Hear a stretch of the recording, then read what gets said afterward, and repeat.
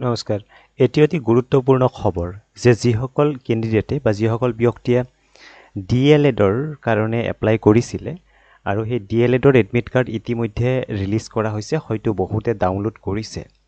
কিন্তু যোৱা ৰাতি এটা খবৰ আহিছে যে পূৰ্বতে ডাউনলোড কৰা এডমিট কাৰ্ডসমূহত যিসমূহ ভেনু আছিল বা এক্সাম চেণ্টাৰ আছিল, সেই ভেনু বা এক্সাম চেণ্টাৰসমূহ চেঞ্জ হৈছে। গতিকে কাউন্সিলে কৈছে যে আপোনালোকে ৰি-ডাউনলোড কৰক। আপোনালোকে কি কৰিব লাগিব? এডমিট কাৰ্ডখন এগেইন ডাউনলোড কৰিব লাগিব। নহ'লে আপোনালোকে সঠিক ঠাইত পৰীক্ষা দিব নোৱাৰে। গতিকে খুব গুৰুত্বপূৰ্ণ কথা, এডমিট কাৰ্ডখন হৈছে নম্বৰ 1। আপুনি যিমানে প্ৰিপাৰেশ্যন কৰক, এডমিট কাৰ্ডখন লগত নাথাকিলে নহ'ব। গতিকে এডমিট কাৰ্ডখন ডাউনলোড কৰাটো হৈছে মুখ্য কাম।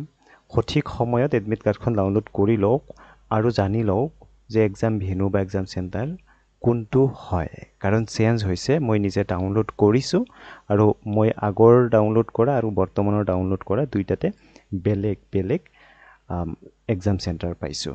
গতিকে পলম নকৰি খুব সোনকালেই এডমিট কাৰ্ডখন ডাউনলোড কৰক। ডাউনলোড কৰা যোনটো লিংক, ডাইৰেক্ট লিংক ডেছক্ৰিপশ্যন বক্সত দি থোৱা থাকিব।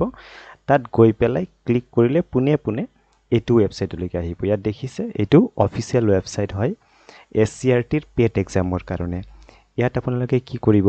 ষ্টেপ 1ত ইয়াতে ৰেজিষ্টাৰ ফোন নাম্বাৰটো দিব আৰু ডেট অফ বাৰ্থ দিব। তো এইখিনি দিয়াৰ লগে লগে কি হ'ব? লগ ইন হৈ যাব। লগ ইন হোৱাৰ পিছত এডমিট কাৰ্ড আৰু এপ্লিকেশ্যন তেনেকৈ পেজটো খোল খাই যাব। যদি কোনোবাই এডমিট কাৰ্ডখন ডাউনলোড বা লগ ইন কৰিব নোৱাৰে, তেতিয়াহ'লে কমেণ্ট বক্সত জনাব, সেইখিনিও সহায় কৰা হ'ব। ধন্যবাদ। এইখিনি কাম কৰি লওক, খুব গুৰুত্বপূৰ্ণ কাম।